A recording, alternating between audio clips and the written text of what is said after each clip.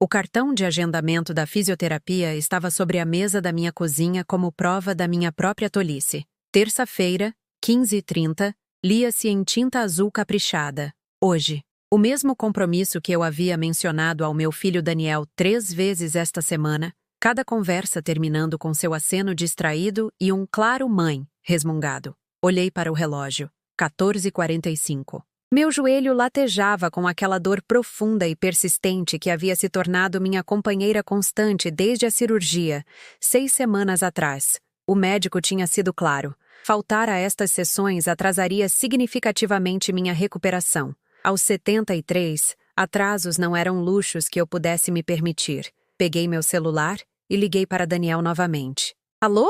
A voz dele carregava aquela ponta de irritação que havia se infiltrado em nossas conversas ultimamente. O tom que as pessoas usam quando estão perpetuamente incomodadas com a sua existência. Daniel, querido, me desculpe incomodar, mas meu compromisso é em 40 minutos. Eu sei que você disse, mãe, eu não posso. Eu te falei ontem. Tinha falado? Eu não me lembrava. Olha, chama um Uber ou algo assim. Um Uber.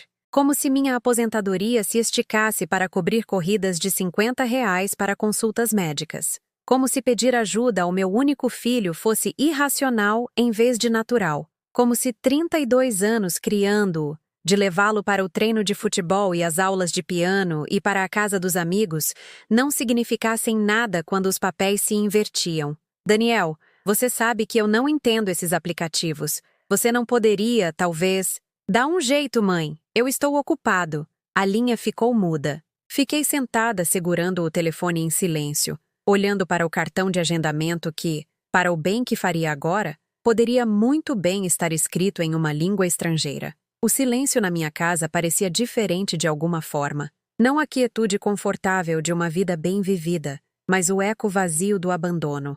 Esta não era a primeira vez. 2 semanas atrás, quando eu precisei de compras e não conseguia caminhar o necessário para ir ao mercado, Daniel havia suspirado pesadamente e sugerido que eu pedisse delivery. Quando eu pedi a ele para me ajudar a trocar uma lâmpada no lustre do teto que eu não conseguia alcançar com segurança, ele recomendou que eu chamasse um marido de aluguel. Quando mencionei que me sentia isolada durante os longos dias de recuperação, ele sugeriu que eu participasse de alguma atividade para a terceira idade. Cada sugestão vinha envolta na implicação de que minhas necessidades eram problemas a serem resolvidos, em vez de oportunidades para conexão, que minha idade e deficiência temporária me tornavam um fardo, em vez de merecedora do mesmo cuidado que eu havia fornecido a ele, sem questionar durante toda a sua infância e adolescência difícil. Lembrei-me daqueles anos tão claramente agora,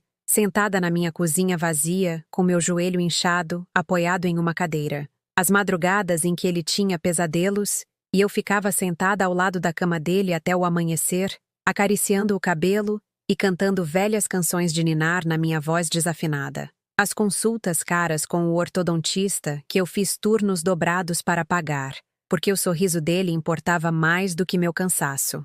A faculdade que paguei refinanciando esta mesma casa, usando minhas economias de aposentadoria, porque a educação dele parecia mais importante do que minha segurança. Eu o havia criado para ser cruel? Ou de alguma forma eu havia falhado em ensiná-lo que o amor flui em ambas as direções, que as famílias se apoiam em todas as estações de necessidade? A mulher que dirigiu incontáveis quilômetros para os jogos de beisebol dele agora não conseguia uma carona para a fisioterapia. A mãe que compareceu a todas as peças escolares e reuniões de pais agora recebia telefonemas apressados e sugestões para dar um jeito. A pessoa que sacrificou os próprios sonhos para financiar a educação dele agora se via dispensada como um incômodo. Manquei até a janela e observei Dona Lúcia do outro lado da rua cuidando do seu jardim, movendo-se lentamente, mas de forma constante, entre suas roseiras. Ela tinha 86 anos e ainda dirigia para todo lugar. Ainda mantinha sua independência com a dignidade feroz de alguém que nunca aprendeu a depender de filhos ingratos. Eu invejava sua autossuficiência, mesmo enquanto lamentava minha própria confiança perdida. Se você gosta de histórias emocionantes como esta, por favor, se inscreva. Estamos tentando chegar a 1000 amigos aqui.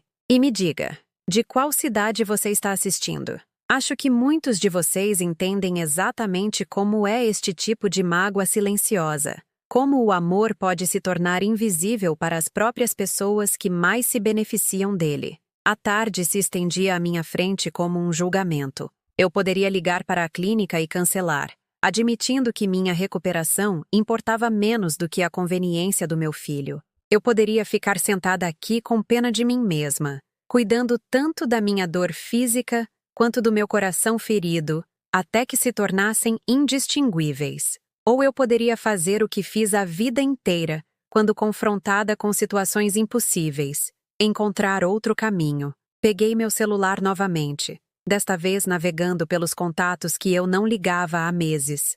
Margarida da igreja, cuja artrite era pior que a minha, mas que ainda era voluntária no brechó da caridade. Helena do clube do livro que eu parei de frequentar após a cirurgia, alegando dor, mas na verdade evitando a pena que eu imaginava em seus olhos. Sara, a vizinha da porta ao lado, que havia trazido sopa durante minha primeira semana em casa, e a quem eu tinha tido muito orgulho para sobrecarregar com pedidos adicionais. Meu dedo pairou sobre o número de Margarida. O orgulho sussurrou que eu não deveria ter que pedir ajuda a estranhos que minha própria família se recusava a fornecer. A dignidade sugeriu que admitir minha situação exporia o fracasso do meu relacionamento mais importante. Mas a sobrevivência exigiu que eu engolisse tanto o orgulho quanto a dignidade em favor do reconhecimento prático de que a cura exigia comunidade, mesmo quando a família falhava. Margarida?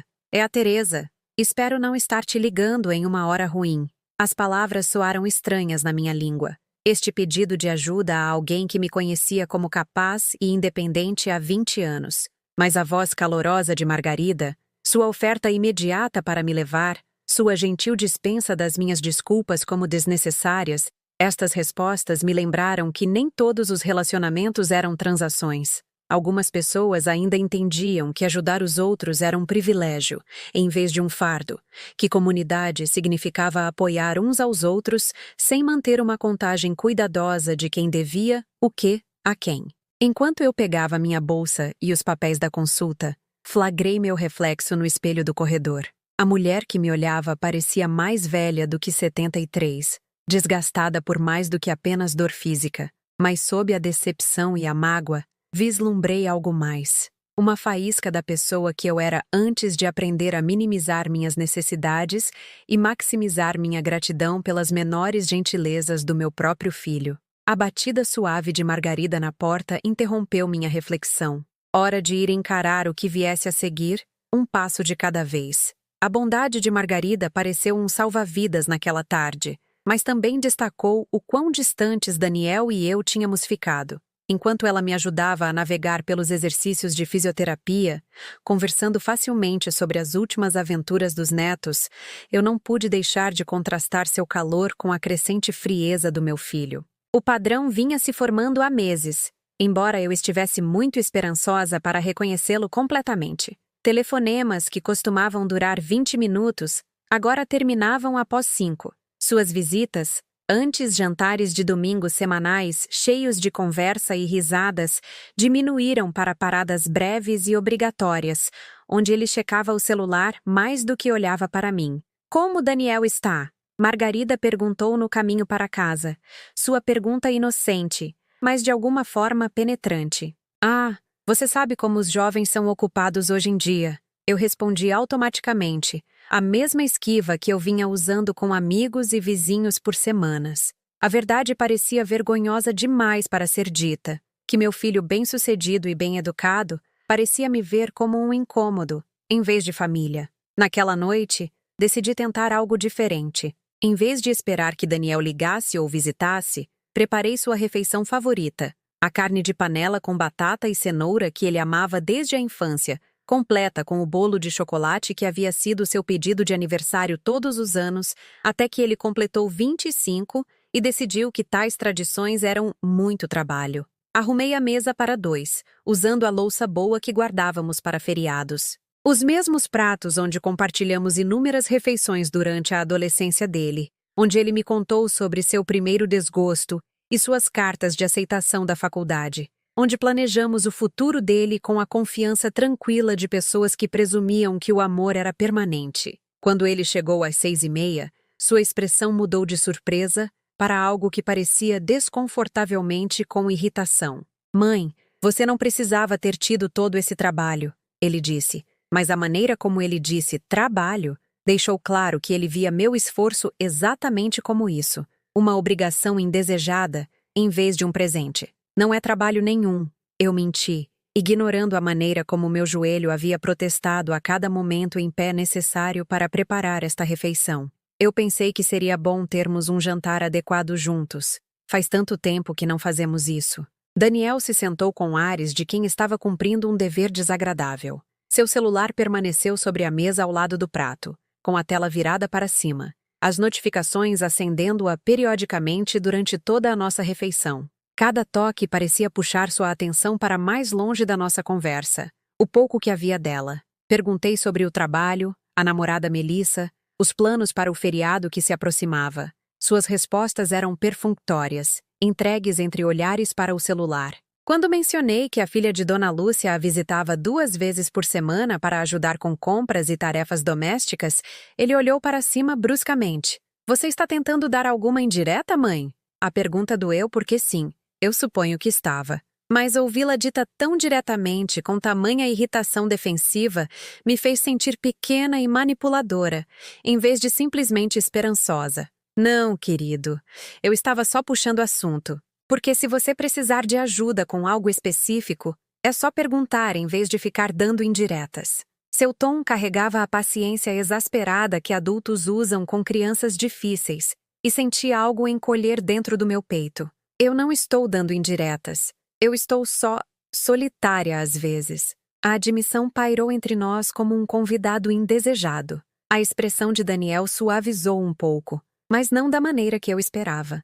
Em vez disso, ele me olhou com a pena desconfortável que as pessoas reservam para situações que não podem consertar e com as quais não querem se envolver profundamente. Talvez você devesse pensar em participar de algumas atividades, ele disse gentilmente, como se esta sugestão não tivesse ocorrido a mim 1 dúzia de vezes. Os centros de convivência têm muitos programas. Você pode conhecer pessoas. Pessoas? Como se o que eu precisasse fossem estranhos, em vez de conexão com o meu próprio filho. Como se a solução para sentir falta dele fosse substituí-lo por contato social genérico, que não exigia nada dele e não lhe oferecia nada em troca. Terminamos o jantar em silêncio relativo. Daniel ajudou a limpar a mesa com os movimentos eficientes de quem estava completando uma tarefa, em vez de compartilhar um momento familiar íntimo. Quando ele beijou minha testa para se despedir, pareceu cerimonial, em vez de afetuoso. Obrigado pelo jantar, mãe. Estava muito bom. As palavras estavam corretas, mas carregavam todo o calor de um cartão de agradecimento a um parente distante. Depois que ele saiu, fiquei sentada cercada por pratos que antes simbolizavam celebração, mas que agora pareciam prova da minha própria necessidade desesperada de conexão. O bolo de chocolate ficou quase intocado. Daniel pegou um pequeno pedaço por educação, mas alegou que estava cuidando da dieta e não podia terminar. Embrulhei as sobras em recipientes que me durariam a maior parte da semana, perguntando-me quando cozinhar para a família havia se tornado um exercício de esperança, em vez de alegria. A carne de panela, que antes era sua favorita, agora parecia uma tentativa fracassada de recriar uma intimidade que não existia mais naturalmente entre nós. O telefone tocou enquanto eu terminava a louça. Melissa, a namorada de Daniel há 2 anos. Sua voz carregava a artificialidade alegre de alguém que estava fazendo um esforço para ser gentil com uma pessoa idosa que ela não entendia, ou com a qual não se conectava particularmente. Oi, Dona Teresa. Daniel me falou sobre o jantar delicioso que você fez hoje à noite. Eu só queria agradecer por incluí-lo na sua noite. Incluí-lo. Como se convidar meu próprio filho para jantar fosse um favor que eu estava fazendo a ele, em vez de uma expressão natural de amor e desejo por companhia. Claro, querida. Você é sempre bem-vinda também, sabia? Ah, isso é muito gentil da sua parte. Estamos tão ocupados hoje em dia com o trabalho, a academia e nossos compromissos sociais. Mas talvez em breve. A promessa soou vazia, entregue com a insinceridade alegre de alguém que não tinha intenção de cumprir. mas queria manter a aparência de consideração familiar. Depois que desligamos, entendi algo que fez meu peito apertar e ficar sem ar. Eu havia me tornado o tipo de pessoa que os outros acomodavam, em vez de incluíam, toleravam, em vez de valorizavam. Minhas necessidades eram problemas a serem gerenciados, em vez de oportunidades para conexão. Meu amor havia se tornado um fardo, em vez de bem-vindo. A percepção se instalou sobre mim como um cobertor pesado, quente, mas sufocante. Eu não era mais a mãe de Daniel em nenhum sentido significativo. Eu era uma mulher idosa que por acaso o havia criado. Alguém cuja presença contínua em sua vida exigia manutenção, em vez de trazer alegria. Naquela noite, deitei na minha casa vazia, ouvindo os sons familiares de madeira se acomodando e tráfego distante, perguntando-me quando eu havia me tornado tão fácil de ser dispensada. Quando meu filho aprendeu a ver minhas tentativas de conexão como manipulação, em vez de amor? Quando meu desejo pela companhia dele se tornou algo que ele suportava, em vez de desfrutava? Do lado de fora da janela do meu quarto, eu podia ver luzes em outras casas onde famílias presumivelmente se reuniam sem a negociação cuidadosa que agora caracterizava meu relacionamento com Daniel, onde filhos adultos ligavam para os pais pedindo conselhos, em vez de evitar suas ligações. Onde os jantares de domingo aconteciam porque as pessoas queriam estar juntas, não porque culpa ou obrigação exigia a presença delas. Fechei os olhos e tentei lembrar a última vez que Daniel pareceu genuinamente feliz em me ver, a última vez que nossa conversa fluiu naturalmente, em vez de parecer forçada e artificial. A memória estava lá, mas parecia antiga, separada do presente por meses de distância acumulada que eu tinha tido esperança demais para reconhecer como mudança permanente, em vez de ajuste temporário. Na terça-feira seguinte, decidi tentar uma abordagem diferente. Em vez de pedir ajuda a Daniel, eu ofereceria a minha. Certamente ele não poderia ficar irritado com uma mãe querendo ser útil, de contribuir com algo positivo para a vida cada vez mais ocupada dele. Passei a manhã pesquisando o projeto atual dele na empresa de engenharia, algo sobre materiais de construção sustentáveis que eu entendia apenas pela metade, mas achava genuinamente interessante. Quando liguei para ele na hora do almoço, eu tinha pontos de conversa cuidadosamente preparados sobre artigos recentes que encontrei online que poderiam se relacionar com o trabalho dele. Daniel, querido, eu estava lendo sobre esses novos compostos de bambu que... Mãe, eu estou no meio de algo. Isso pode esperar? Claro, mas eu pensei que você poderia achar interessante para o seu projeto. O artigo mencionou, eu realmente não posso falar agora. Eu te ligo de volta. Ele não ligou de volta. Eu sabia que não ligaria, mas esperei mesmo assim, mantendo o celular por perto durante o jantar e o noticiário da noite, esperando pelo som que nunca veio. Na semana seguinte, tentei novamente. Desta vez, ofereci-me para ajudar com tarefas domésticas. Melissa havia mencionado de passagem que eles nunca tinham tempo para uma limpeza adequada com seus horários exigentes. Eu poderia fazer tarefas leves, raciocinei. Meu joelho estava melhorando, e eu não tinha nada além de tempo. Você quer limpar meu apartamento? A voz de Daniel carregava uma nota de perplexidade, como se eu tivesse sugerido algo completamente absurdo.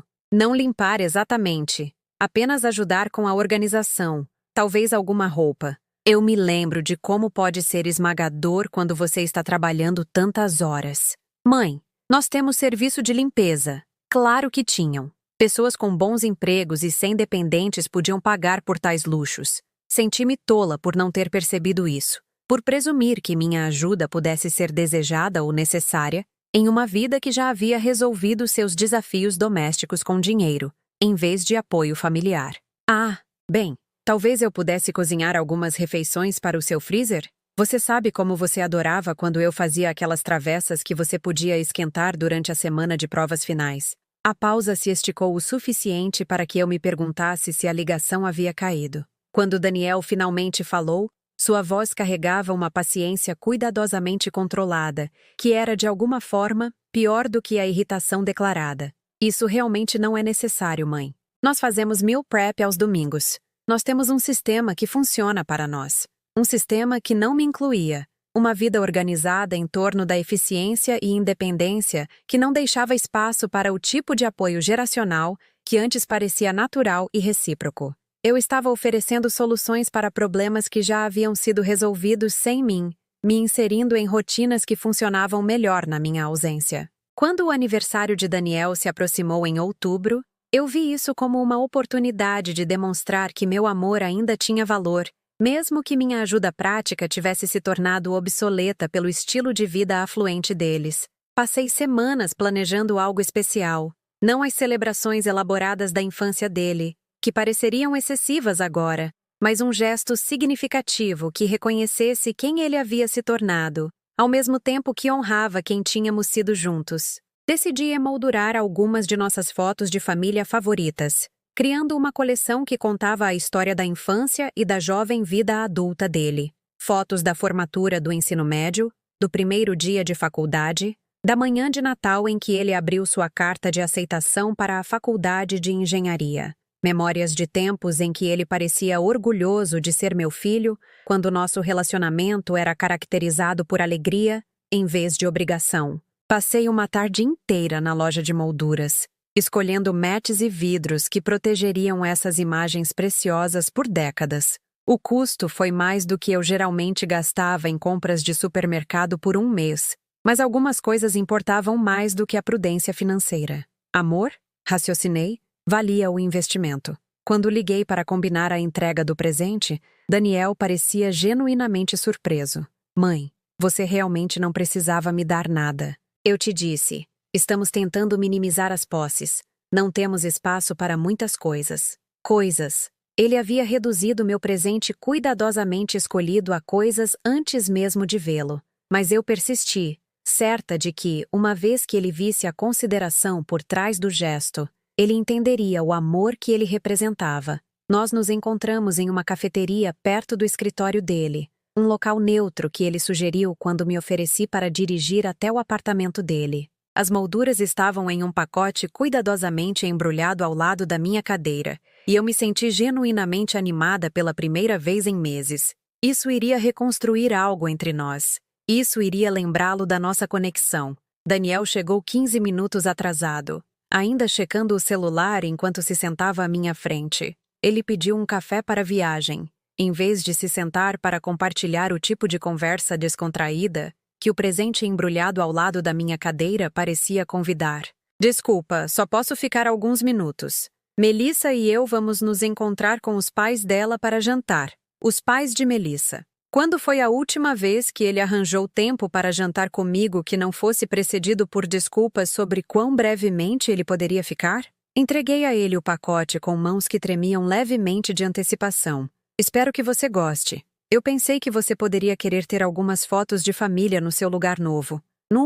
Ele desembrulhou as molduras com a atenção educada de alguém abrindo um presente que não queria particularmente, mas se sentia obrigado a reconhecer. À medida que cada foto era revelada, sua expressão ficava mais desconfortável, em vez de mais satisfeita. Estas são muito legais, mãe. Obrigado. As palavras estavam corretas, mas seu tom sugeria que ele estava me agradecendo por algo que havia especificamente pedido para não receber. Eu só não tenho certeza de onde vamos colocá-las. Nossa estética é bem minimalista. Estética. Como se a evidência visual da infância dele não se encaixasse na imagem sofisticada que ele e Melissa estavam cultivando em seu espaço de convivência cuidadosamente curado, como se 23 anos de história familiar fossem bagunça, em vez de tesouro. Você poderia escolher apenas uma ou duas favoritas, sugeri, sentindo-me desesperada para salvar algo desta interação.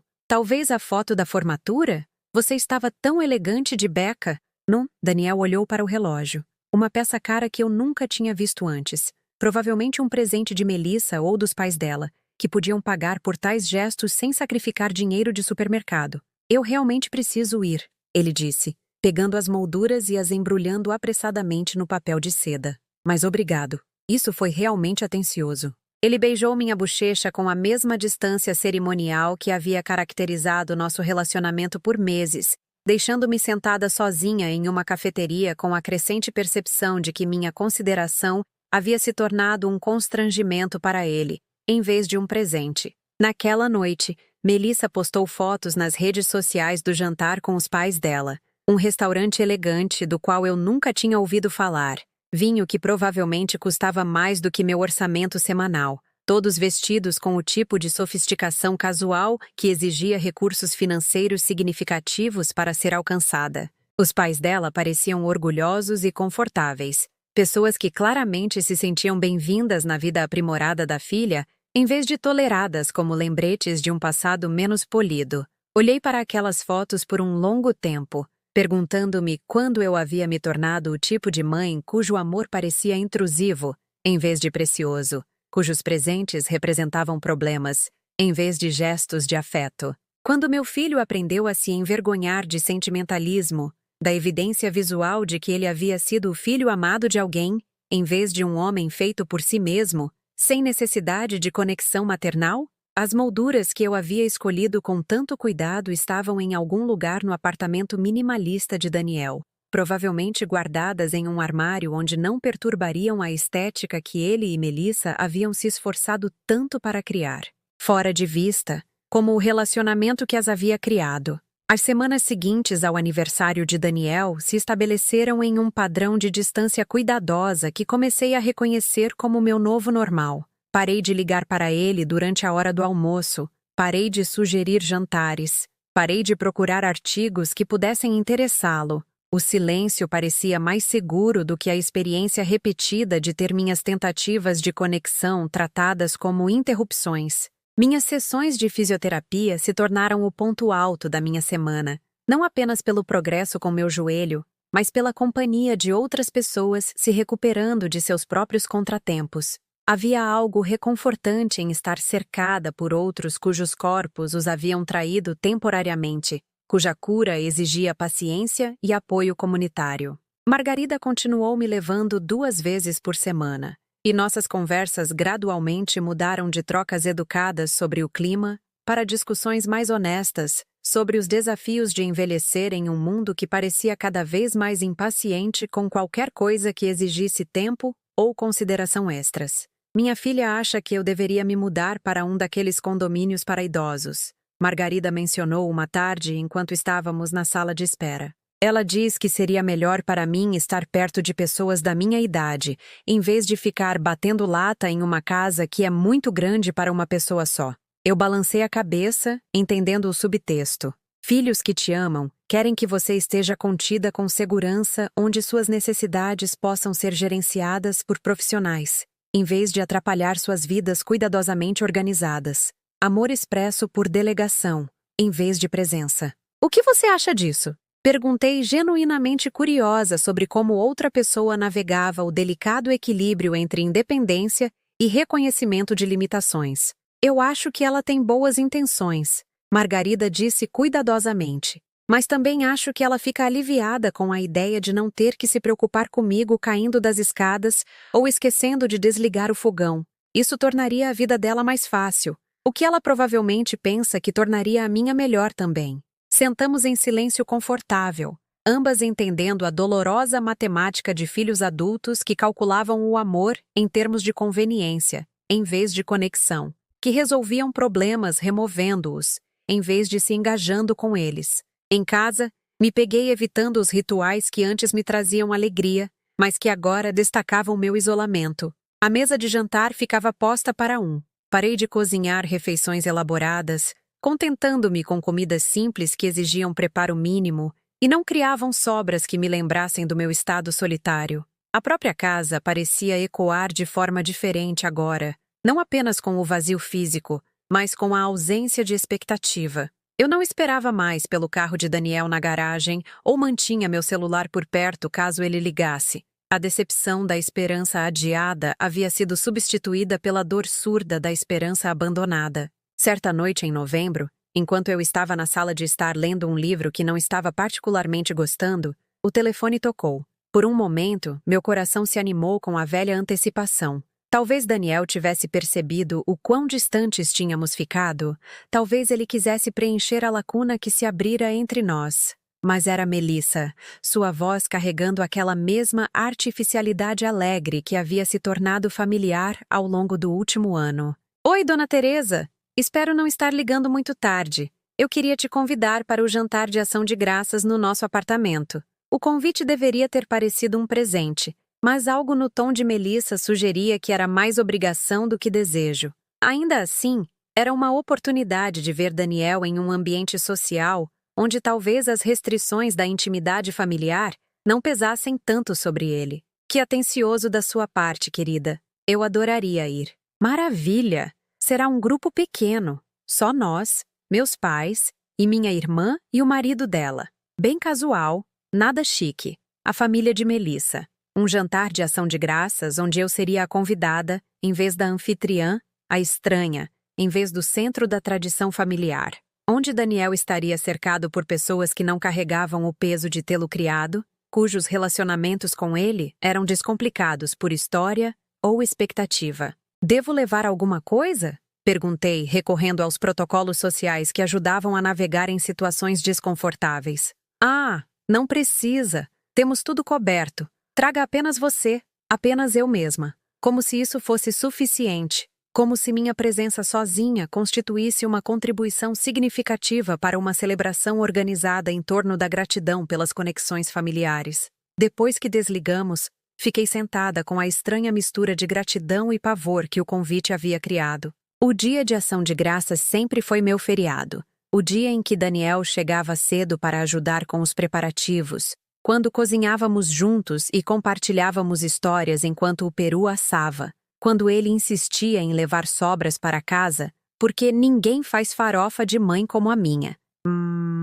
Agora eu seria uma convidada na mesa de outra pessoa, observando a mãe de Melissa coordenar a refeição, enquanto eu ficava sentada educadamente de lado, útil para nada, exceto preencher uma cadeira vazia e fornecer a Daniel a prova de que ele havia cumprido suas obrigações filiais. As semanas que antecederam o dia de ação de graças passaram calmamente. Minhas sessões de fisioterapia estavam indo bem. Meu joelho estava mais forte. Minha mobilidade melhorando diariamente. Mas a cura emocional que eu esperava que acompanhasse a recuperação física parecia mais ilusória. A força estava voltando ao meu corpo, enquanto meu espírito se sentia cada vez mais frágil. Peguei-me passando longas horas olhando álbuns de fotos, não com o sentimentalismo de alguém celebrando memórias felizes, mas com a curiosidade arqueológica de alguém tentando entender quando as coisas haviam mudado. Quando o sorriso de Daniel se tornou forçado nas fotos de família? Quando sua postura mudou de pertencimento relaxado para tolerância educada?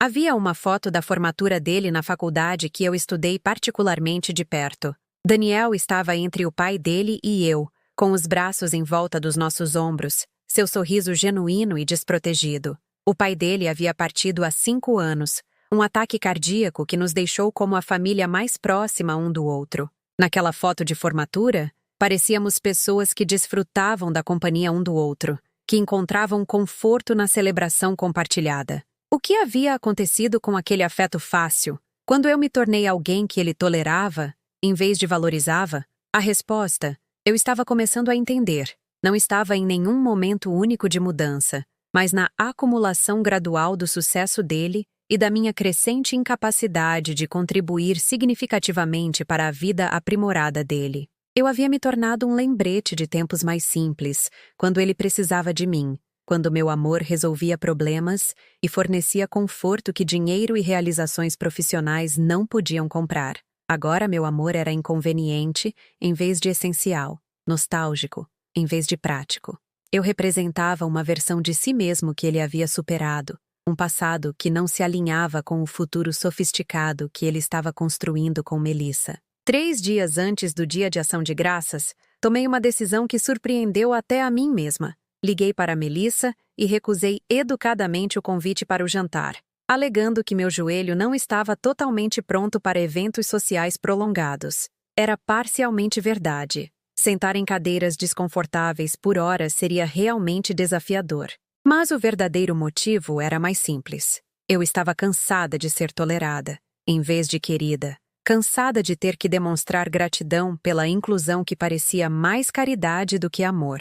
Ah, não! A voz de Melissa carregava um desapontamento genuíno, o que era de alguma forma mais doloroso do que a indiferença teria sido. Daniel vai sentir muito por você não poder vir. Sentiria? Eu duvidava. Embora apreciasse a gentileza de Melissa em sugerir o contrário, Daniel provavelmente se sentiria aliviado por não ter que navegar pelo gerenciamento cuidadoso dos sentimentos da mãe, enquanto tentava impressionar a família da namorada com sua maturidade e independência. Naquele dia de ação de graças, aceitei o convite de Margarida para me juntar a um almoço comunitário na igreja, onde uma dúzia de outras pessoas sem reuniões familiares tradicionais compartilhou uma refeição que parecia mais genuinamente grata do que obrigatória.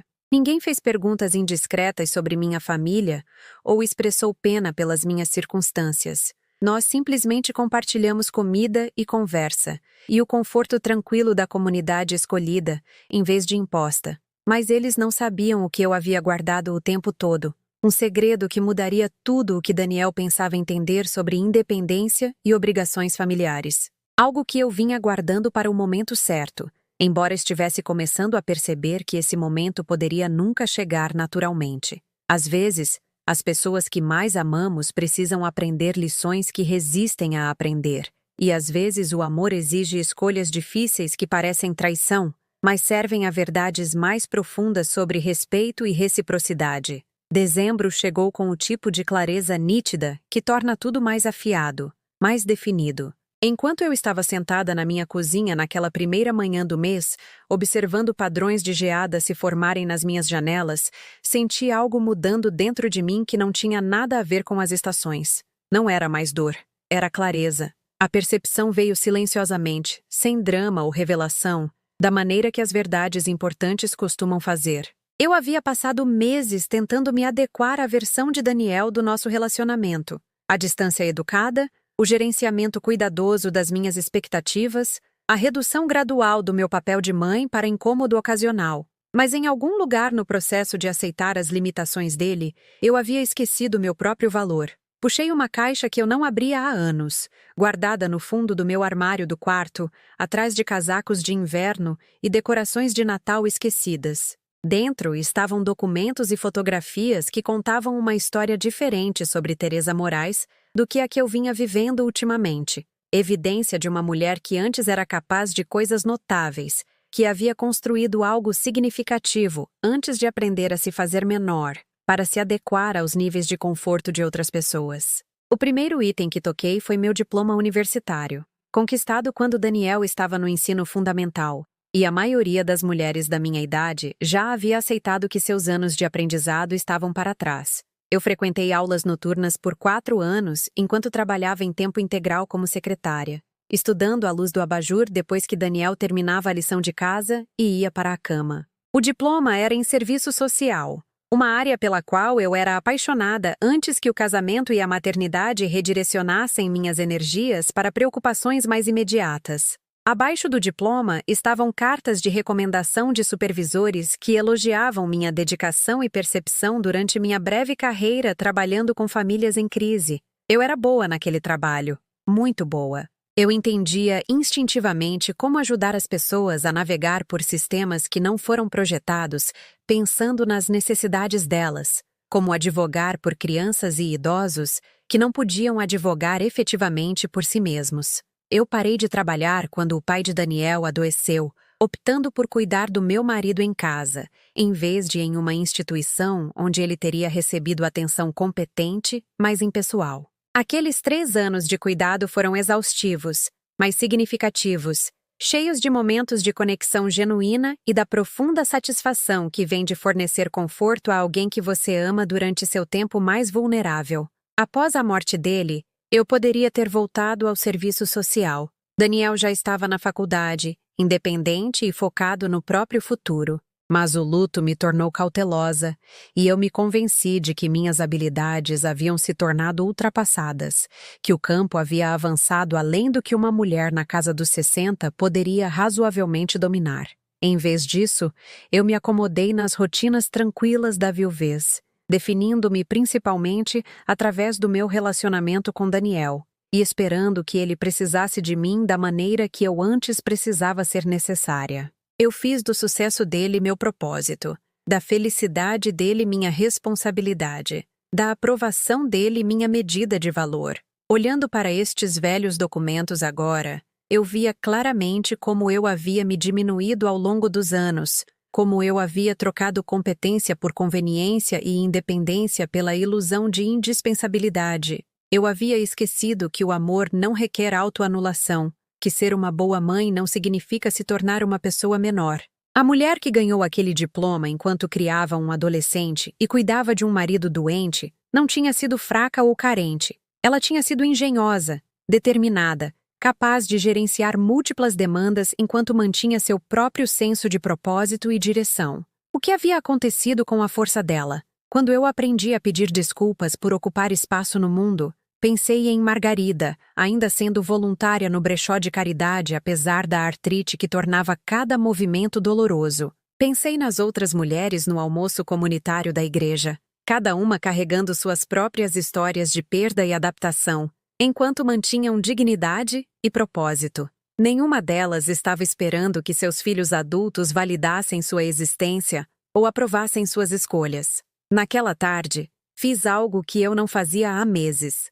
Liguei para o escritório de assistência social local e perguntei sobre oportunidades de voluntariado. Não porque eu estava solitária ou entediada, mas porque eu tinha habilidades que poderiam ser úteis e experiência que poderiam beneficiar pessoas enfrentando desafios que eu entendia intimamente. A mulher que atendeu o telefone estava entusiasmada com meus antecedentes e experiência. Eles precisavam desesperadamente de voluntários para ajudar clientes idosos a navegar por burocracias do INSS e pedidos de benefícios, ela explicou. Muitas pessoas estavam caindo nas brechas porque os sistemas projetados para ajudá-las eram muito complicados para qualquer um navegar sozinho. Quando você poderia começar? Ela perguntou. E senti algo que eu não experimentava há meses. O prazer de ser querida pelo que eu poderia contribuir, em vez de tolerada pelo que eu representava.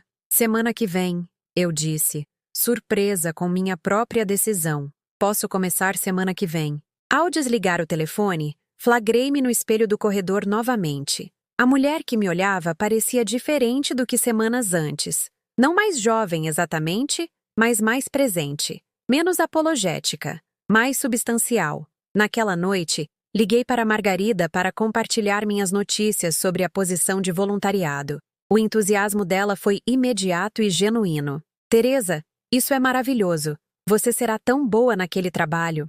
Você tem exatamente a combinação certa de paciência e persistência que essas situações exigem. A confiança dela nas minhas habilidades pareceu um raio de sol após um longo inverno. Quando foi a última vez que alguém expressou fé na minha competência, em vez de preocupação com minhas limitações? Estou animada, admiti, e percebi que realmente estava.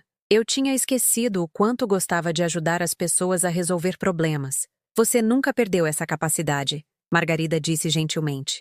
Você só parou de usá-la por um tempo. Conversamos por mais de 1 hora, compartilhando histórias sobre nossos eus mais jovens e os sonhos que havíamos adiado, mas não necessariamente abandonado. Margarida confessou que estava pensando em fazer uma aula de arte, algo que ela sempre quis experimentar, mas se convenceu de que era impraticável para alguém da idade dela. Por que é impraticável? Perguntei, genuinamente curiosa. Você tem tempo, tem interesse, tem mãos que funcionam bem para segurar pincéis. O que mais você precisa? Permissão, eu suponho, ela disse com uma risada. Permissão para fazer algo só porque eu quero, sem ter que justificar isso como útil ou necessário para mais alguém. Permissão.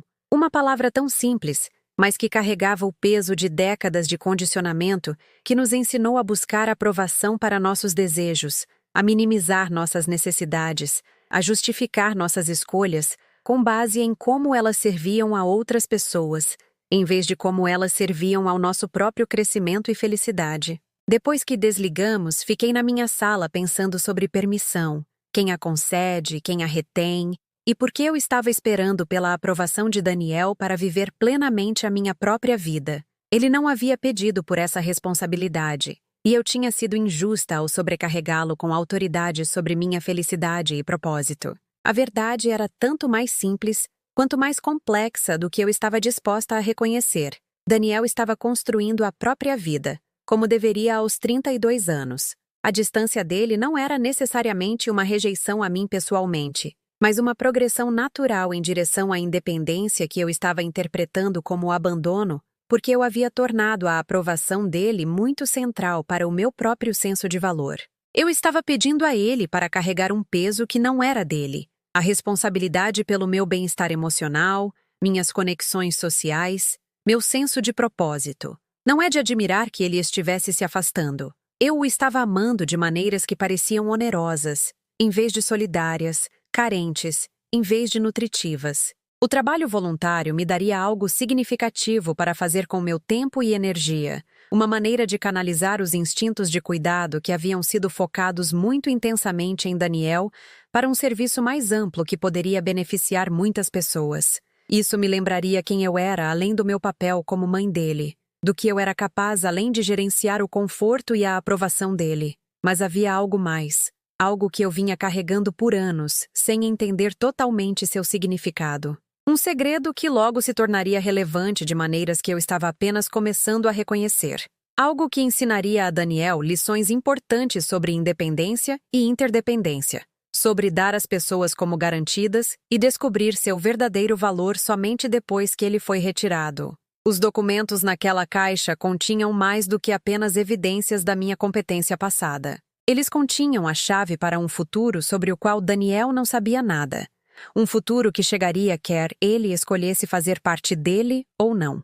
E pela primeira vez em meses, eu me senti genuinamente curiosa sobre o que aquele futuro poderia reservar. Que tipo de mulher eu poderia me tornar quando parasse de esperar por permissão para ser totalmente eu mesma. Minha primeira semana de trabalho voluntário no escritório de assistência social pareceu um passo de volta a uma versão de mim mesma que eu quase tinha esquecido que existia. Os clientes idosos que vinham agarrados a formulários de seguro confusos e avisos de benefícios me lembraram da minha própria mãe 20 anos atrás, oprimida pela burocracia, mas muito orgulhosa para admitir que precisavam de ajuda para navegar por sistemas projetados por pessoas que nunca tiveram que usá-los. Dona Akemi, uma mulher de 84 anos cuja complementação do plano de saúde havia sido misteriosamente cancelada, sentou-se à minha frente com lágrimas nos olhos enquanto explicava que não podia pagar sua medicação para o coração sem a cobertura adequada. Seus filhos adultos moravam em outros estados, bem-sucedidos em carreiras que os mantinham ocupados demais para ajudar com a papelada complicada que regia o acesso da mãe aos cuidados de saúde básicos. Eles têm boas intenções, Dona Akemi disse, ecoando palavras que eu mesma havia dito tantas vezes. Mas eles não entendem o quão confuso tudo isso é. Eles me dizem para ligar para a seguradora, mas toda vez que eu ligo, sou transferida para alguém novo que me pede para explicar tudo de novo. Passei 2 horas ao telefone naquela tarde, navegando por sistemas automatizados e falando com representantes até encontrar alguém que pudesse explicar por que a cobertura de Dona Akemi havia caducado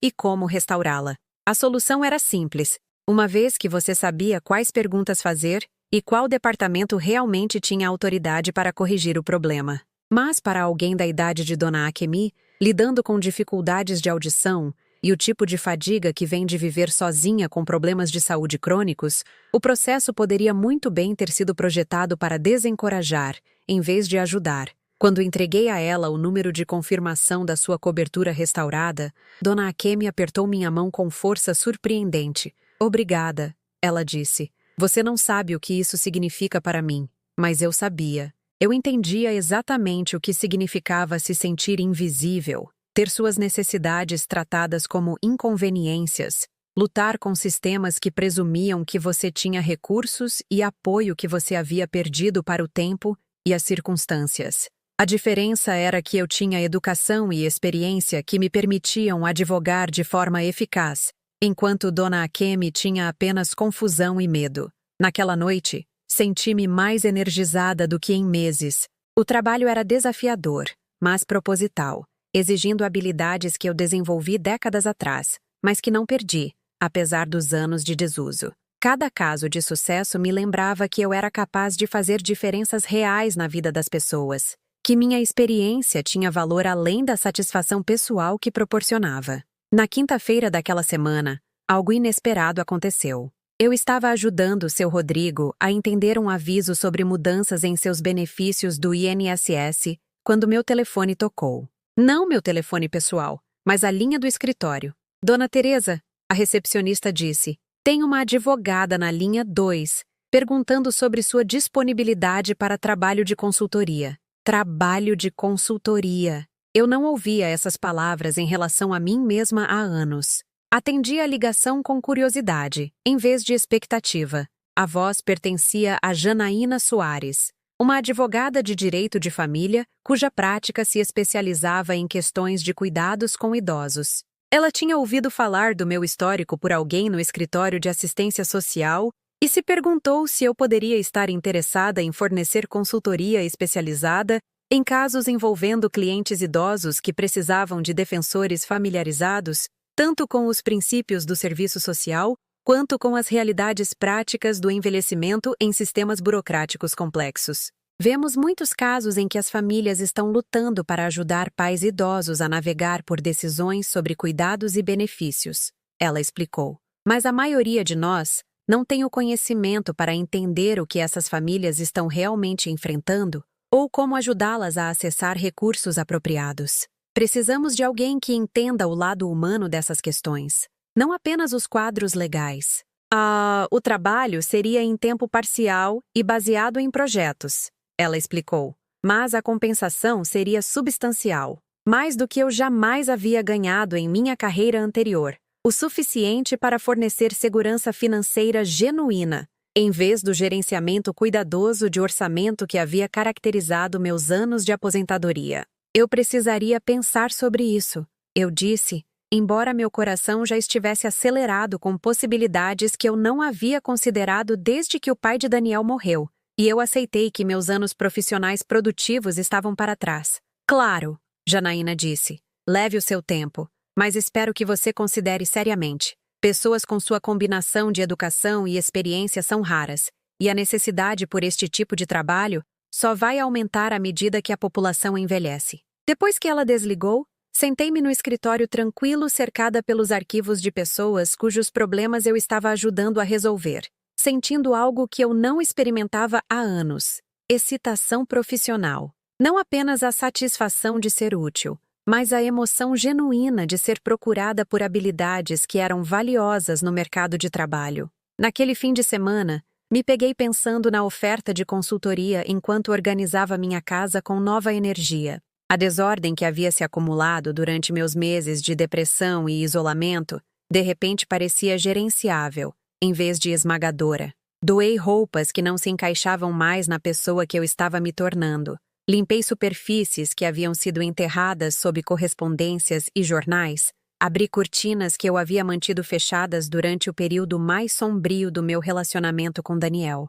Sábado à noite, enquanto eu estava revirando mais papéis no meu armário do quarto, encontrei o envelope que estava esperando lá por quase 3 anos. A carta que recebi do escritório de advocacia, que cuidava do espólio do meu falecido marido, a respeito de um investimento que ele havia feito anos antes de sua morte, que havia sido mantido em custódia pendente de resolução de algumas questões regulatórias. Eu havia esquecido completamente durante o luto e o ajuste que se seguiram à morte dele. E mais tarde, eu o arquivei sem pensar muito, porque o valor parecia muito pequeno para importar significativamente. Mas olhando para ele agora, percebi que as questões regulatórias haviam sido resolvidas, e o investimento havia crescido substancialmente durante os anos em que foi mantido em custódia. O valor era suficiente para mudar tudo. O suficiente para fornecer independência financeira genuína. O suficiente para me permitir escolhas que eu nunca imaginei ter. O suficiente para me transformar de alguém que precisava de ajuda para alguém que poderia fornecê-la generosamente a outros. Liguei para o escritório de advocacia na manhã de segunda-feira, e após várias transferências e consultas, me peguei falando com alguém que confirmou o que a carta havia indicado. Os fundos estavam de fato disponíveis para desembolso. E sim, o valor estava correto. Mais dinheiro do que eu jamais possuí. Mais segurança do que eu ousei esperar. Nós enviamos vários avisos ao longo dos anos, o advogado explicou. mas entendemos que famílias lidando com perdas muitas vezes têm preocupações mais imediatas do que acompanhar assuntos financeiros que parecem complicados ou incertos. Dentro de uma semana, os fundos seriam transferidos para uma conta em meu nome. Pela primeira vez na minha vida adulta, eu seria verdadeiramente financeiramente independente, livre para fazer escolhas baseadas nas minhas preferências, em vez das minhas limitações. Mas Daniel não sabia nada sobre essa bonança. Ele nunca perguntou sobre o espólio do pai, além dos ativos básicos que resolvemos imediatamente após o funeral. Ele presumiu, como eu havia presumido, que não havia nada significativo além da casa e da pequena conta poupança que havia coberto despesas imediatas.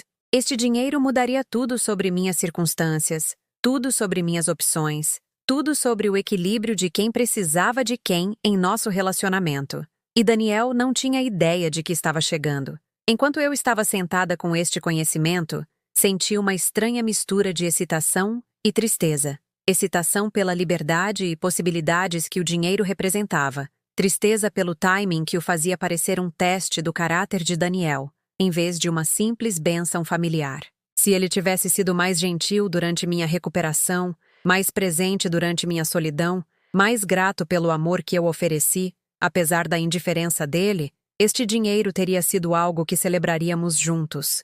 Eu o teria compartilhado de bom grado, usado para melhorar a vida dele, bem como a minha, tratado como um ativo familiar, em vez de independência pessoal. Mas o comportamento dele ao longo dos últimos meses havia me ensinado lições importantes sobre amor condicional e relacionamentos de conveniência. O dinheiro chegaria justo quando eu estava redescobrindo meu próprio valor, justo quando eu estava construindo uma nova vida baseada nas minhas capacidades, em vez da aprovação dele. A pergunta era: eu contaria a ele? E se sim, quando? Por enquanto, decidi esperar, deixar os fundos chegarem, deixar minha nova carreira de consultoria se desenvolver, deixar Daniel continuar vivendo no mundo onde a mãe dele era um fardo, em vez de uma bênção. Em breve, ele descobriria que a independência era um privilégio que poderia ser retirado tão facilmente quanto havia sido concedido, e que dar às pessoas como garantidas era um luxo que só durava enquanto essas pessoas permitissem que continuasse. A ligação veio em uma manhã de quinta-feira em janeiro, justo quando eu estava me preparando para sair para minha terceira semana de trabalho de consultoria com o escritório de advocacia de Janaína Soares. O dinheiro havia chegado na minha conta 2 semanas antes, embora eu ainda não tivesse contado a ninguém sobre isso. Eu ainda estava me ajustando à estranha sensação de checar meu saldo bancário e ver números que representavam segurança genuína em vez de cálculo cuidadoso. A voz de Daniel no telefone carregava um tom que eu não ouvia há meses. Não a distância educada ou a irritação mal disfarçada que havia caracterizado nossas conversas recentes, mas algo mais próximo do pânico. Mãe, eu preciso te pedir um favor, um grande. Eu coloquei minha xícara de café e esperei, notando como meu coração não pulou com a velha ansiedade de resolver qualquer problema que o havia trazido de volta à minha porta. Em vez disso, senti um curioso distanciamento, como se estivesse observando esta conversa de uma distância confortável. Que tipo de favor, Daniel? É complicado. Posso ir aí? Eu não quero discutir isso por telefone. 1 hora depois, ele estava sentado à minha frente na minha sala de estar, parecendo mais desgrenhado do que eu o tinha visto desde a semana de provas finais da faculdade. Seu cabelo, geralmente perfeito, estava despenteado, suas roupas caras amassadas, e suas mãos tremiam levemente enquanto ele pegava o café que eu havia oferecido mais por hábito do que por entusiasmo. A Melissa foi embora, ele disse sem rodeios. 3 dias atrás. Ela pegou as coisas dela e voltou para a casa dos pais. Eu esperei que ele continuasse, recusando-me a preencher o silêncio com as perguntas simpáticas e as palavras de conforto que meu eu antigo teria oferecido automaticamente. Esta nova versão de Teresa, a mulher que estava prosperando em seu trabalho de consultoria, que estava dormindo melhor do que em anos, que estava se lembrando de como era ser valorizada por sua competência em vez de tolerada por sua persistência, estava curiosa para ouvir o que viria a seguir. Ela disse que eu era egoísta, que eu só penso em mim e no que eu preciso, e que ela não poderia construir um futuro com alguém que tratava as pessoas que o amavam como Ele fez uma pausa, lutando com palavras que claramente não eram suas, como inconvenientes. A ironia não me passou despercebida, embora eu mantivesse minha expressão neutra. Sinto muito por isso, Daniel. Deve ser muito difícil. Fica pior, ele continuou, sua voz caindo para um quase sussurro. A promoção que eu estava esperando, aquela pela qual eu vinha trabalhando por 2 anos, eles deram para outra pessoa. Alguém mais jovem, eles disseram. Alguém que demonstrou mais habilidades de liderança colaborativa. Ele riu amargamente, um som sem humor. Aparentemente eu tenho uma reputação no escritório por ser difícil de trabalhar, impaciente, desprezando pessoas que não pensam tão rápido quanto eu. Tomei um gole do meu café e observei meu filho confrontar, talvez pela primeira vez, as consequências de tratar outras pessoas como obstáculos, em vez de seres humanos dignos de respeito e consideração. O padrão que havia sido evidente em nosso relacionamento por meses, sua impaciência com qualquer coisa que exigisse adaptação, seu desprezo por necessidades que interferiam em suas preferências, aparentemente havia se estendido a outros relacionamentos também. Mas essa nem é a pior parte, Daniel continuou, passando as mãos pelo cabelo em um gesto que me lembrou dolorosamente do garotinho que ele havia sido quando oprimido por problemas grandes demais para ele resolver sozinho. O apartamento que Melissa e eu alugávamos estava no nome dela porque o score dela era melhor. Agora eu tenho 30 dias para encontrar outro lugar para morar. E tudo na cidade que eu posso pagar exige o primeiro mês, o último mês e um calção que eu não tenho porque gastei todas as minhas economias no anel de noivado que eu estava planejando dar a ela no próximo mês. Um anel de noivado. Ele estava planejando pedir em casamento uma mulher que o havia deixado porque não podia tolerar seu egoísmo. E agora ele estava enfrentando o risco de ficar sem teto, porque havia organizado sua vida em torno da estabilidade financeira de outra pessoa, sem manter sua própria independência. Então eu estava pensando, ele disse, finalmente olhando diretamente para mim pela primeira vez desde que chegou. Se eu poderia ficar aqui por um tempo, apenas até eu me reerguer, talvez 1 mês ou 2. Não, o pedido pairou no ar entre nós, carregado de ironia tão pesada que parecia uma presença física na sala. O filho que estava ocupado demais para me levar a consultas médicas, agora precisava de abrigo. O homem que havia rejeitado minhas tentativas de conexão como inconvenientes, agora exigia minha acomodação. A pessoa que havia sugerido que eu desse um jeito, quando eu precisava de ajuda, estava me pedindo para resolver problemas que ele não conseguia gerenciar sozinho. Olhei para Daniel. Olhei de verdade para ele, e vi não o adulto bem-sucedido e independente que ele estava apresentando ao mundo, mas um jovem que havia confundido arrogância com confiança, que havia confundido desprezo com força, que havia construído sua identidade em torno de não precisar de ninguém, enquanto simultaneamente dependia dos outros de maneiras que ele nunca havia reconhecido. Deixe-me entender isso corretamente, eu disse lentamente. Você quer voltar para a casa onde cresceu, para ser apoiado pela mãe que você tem tratado como um fardo durante o último ano, enquanto você se recupera das consequências de tratar outras pessoas da maneira que você tem me tratado. O rosto de Daniel ficou vermelho. Não é... quer dizer, não é a mesma coisa. Não é? Eu me levantei e caminhei até a janela, olhando para o jardim onde eu estava planejando plantar flores nesta primavera. Flores que agora eu podia me dar ao luxo de comprar, sem calcular se elas cabiam no meu orçamento de supermercado. Me diga, Daniel, o que torna sua necessidade de ajuda diferente da minha? O que torna seus problemas dignos de acomodação enquanto os meus eram inconvenientes? Você é minha mãe, ele disse, como se isso explicasse tudo. É diferente quando a família ajuda a família. Eu me virei para encará-lo, e algo na minha expressão o fez se mexer desconfortavelmente na cadeira.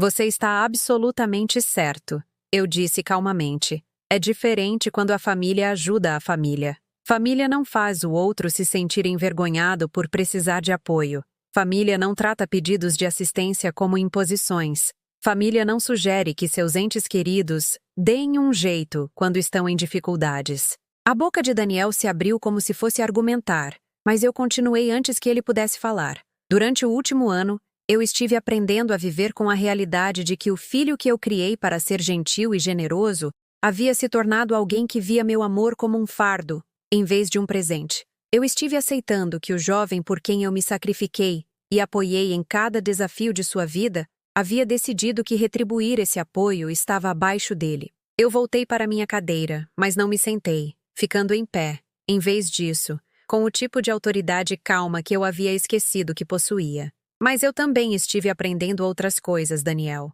Eu estive lembrando quem eu era antes de eu fazer da sua aprovação o centro do meu universo. Eu estive descobrindo que sou capaz de muito mais do que ser uma mãe conveniente de alguém quando eles precisam de algo e invisível quando não precisam. Daniel parecia confuso, como se a ideia de que eu pudesse ter uma identidade além das necessidades ocasionais dele nunca tivesse ocorrido a ele. O que você está dizendo? Ele perguntou. Estou dizendo que ajuda. Ajuda de verdade. É algo que flui livremente entre pessoas que se respeitam. Não é algo que você nega quando é inconveniente e exige quando é necessário.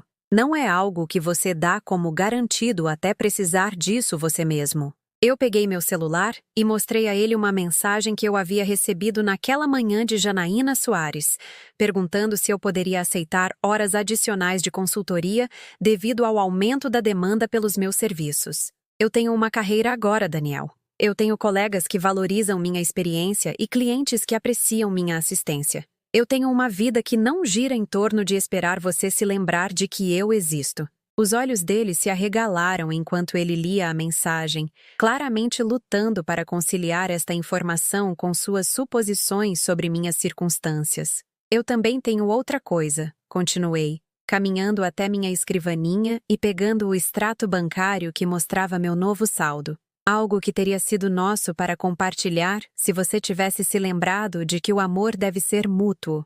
Daniel olhou para os números, seu rosto alternando entre confusão, choque e, finalmente, um tipo de compreensão que estava amanhecendo e que me fez quase sentir pena dele. De onde veio isso? Ele sussurrou.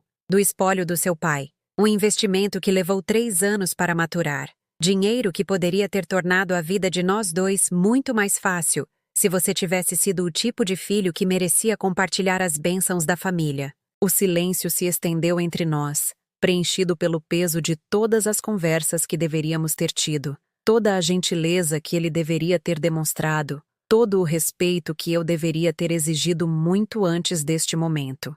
Daniel permaneceu em silêncio, pelo que pareceu uma eternidade, olhando para o extrato bancário como se os números pudessem se reorganizar em algo que fizesse mais sentido com suas suposições sobre quem eu era e do que eu era capaz. Quando ele finalmente olhou para cima, seus olhos continham algo que eu não via há anos. Reconhecimento genuíno de mim como uma pessoa, em vez de um papel. Mãe, Ele começou, então parou, aparentemente percebendo que seu repertório usual de desprezos casuais e desvios educados não tinha aplicação para este momento. Sentei-me em frente a ele, não com a ansiosa antecipação de alguém esperando por reconciliação, mas com a atenção paciente de alguém preparada para ouvir qualquer verdade que pudesse finalmente emergir desta conversa. Eu não sabia, ele disse finalmente, sobre o dinheiro, sobre o seu trabalho, sobre nada disso. Você não sabia porque não perguntou, eu respondi gentilmente. Por meses, você tem gerenciado nosso relacionamento presumindo que eu não tinha nada de importante acontecendo na minha vida, exceto esperar pela sua atenção. Você nunca perguntou sobre minha recuperação, meus planos, meus sentimentos ou minhas circunstâncias porque você havia decidido que eles não eram relevantes para a sua vida. As mãos de Daniel tremeram enquanto ele colocava o extrato bancário na mesinha de centro entre nós. Eu fui um filho péssimo. Você foi um filho desatento. Eu corrigi. Há uma diferença. Péssimo implica intenção maliciosa. Você não estava tentando me machucar, Daniel. Você estava apenas tão focado na sua própria vida que esqueceu que eu também tinha uma. Ele riu, mas era o som de alguém reconhecendo uma verdade desconfortável em vez de achar algo divertido. A Melissa disse quase exatamente a mesma coisa. Ela disse que eu a tratava como se ela existisse para apoiar meus objetivos, em vez de ter objetivos legítimos dela. Melissa parece uma mulher sábia. Ela era. Eu não sei se ela vai falar comigo de novo. Ele olhou para mim com uma expressão que parecia envelhecê-lo vários anos em tempo real. Assim como eu não sei se você deveria falar comigo de novo. Este era o momento para o qual eu estava inconscientemente me preparando durante os últimos meses de reconstrução da minha vida e recuperação da minha identidade. O momento em que Daniel finalmente entenderia o que havia perdido através da sua negligência e pediria o perdão que eu havia presumido que concederia automaticamente. Mas a mulher em que eu havia me tornado através deste processo de redescoberta do meu valor não era a mesma mulher que o havia criado com a aceitação incondicional de qualquer atenção que ele escolhesse oferecer. Esta Teresa entendia que perdão sem responsabilidade era condescendência, em vez de amor, que misericórdia sem consequências não ensinava nada sobre o valor de tratar as pessoas bem. Eu acho que a verdadeira questão, eu disse cuidadosamente, é se você está me pedindo para ajudar porque aprendeu a valorizar nosso relacionamento, ou porque você está com problemas e eu sou conveniente. Daniel estremeceu como se eu o tivesse estapeado, mas ele não protestou imediatamente, ou ofereceu garantias fáceis. Em vez disso, ele permaneceu com o desconforto da autoanálise honesta por vários longos minutos. Eu não sei, ele admitiu finalmente. Eu quero dizer que é porque eu aprendi algo sobre o quão mal eu tenho te tratado, mas o timing torna isso difícil de acreditar.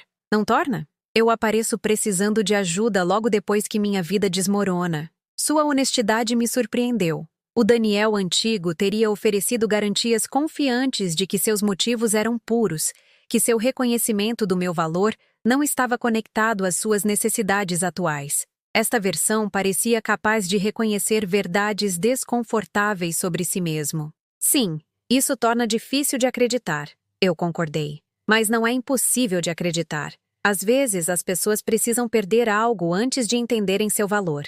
Às vezes, temos que experimentar ser dispensados e desvalorizados antes de reconhecermos como é tratar os outros dessa maneira. Eu me levantei e caminhei até a cozinha, voltando com o jogo de chá que estava sem uso por meses, enquanto Daniel preferia visitas rápidas para café que não encorajavam conversas prolongadas. Desta vez, eu o montei deliberadamente, criando espaço para o tipo de discussão sem pressa que relacionamentos significativos exigiam. Eu estou disposta a te ajudar, eu disse enquanto servia chá em xícaras que haviam sido presentes de casamento 40 anos antes. Mas não da maneira que você está pedindo. Daniel parecia confuso. Eu não entendo.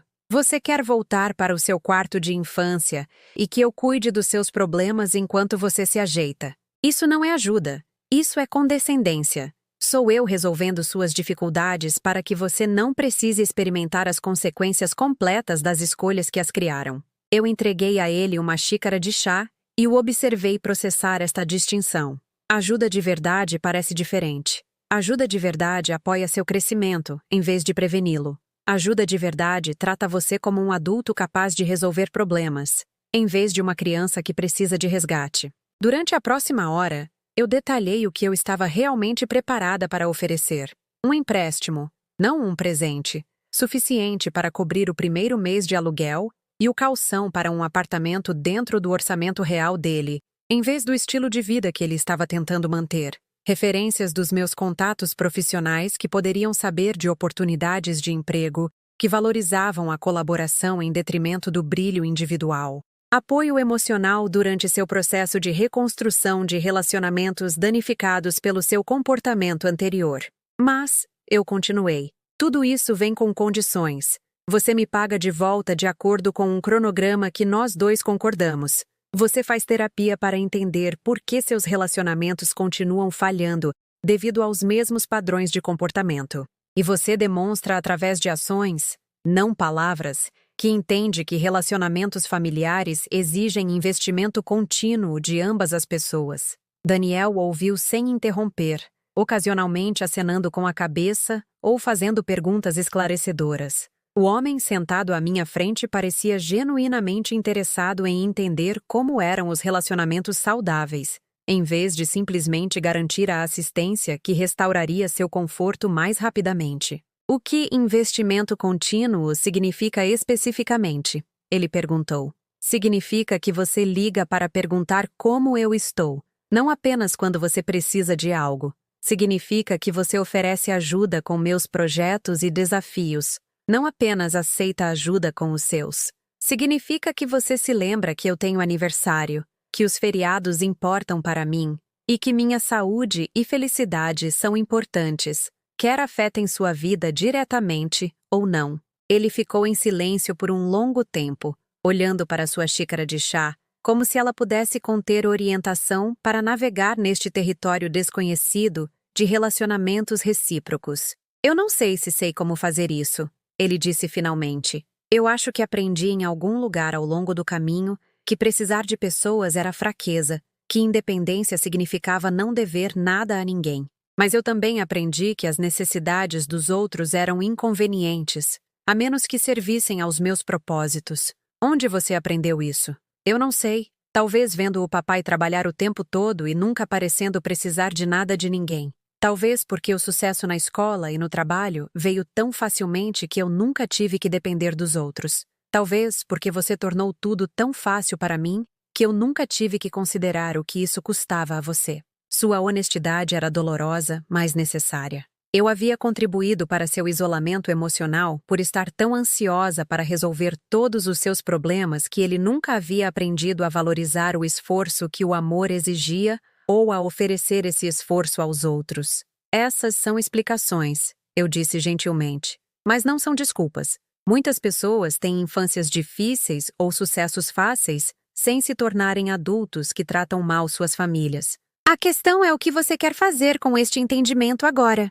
Daniel pousou a xícara de chá e olhou para mim diretamente pela primeira vez em nossa conversa. Eu quero aprender a ser melhor, não apenas para sair desta confusão que criei, mas porque eu não gosto de quem eu me tornei, porque eu não quero ser o tipo de pessoa que perde todos que importam para ela. Então podemos trabalhar com isso, eu disse. Durante os meses seguintes, Daniel se mudou para fora da cidade. Não para minha casa, mas para um apartamento menor em um bairro mais próximo da minha casa, onde poderíamos nos ver regularmente sem cair em velhos padrões de dependência e condescendência. Ele encontrou um novo emprego em uma organização do terceiro setor que pagava menos do que sua posição anterior, mas valorizava as habilidades colaborativas que ele estava lentamente desenvolvendo. Mais importante, ele começou o trabalho paciente de aprender a ver outras pessoas como seres humanos completos, em vez de personagens coadjuvantes em sua própria história.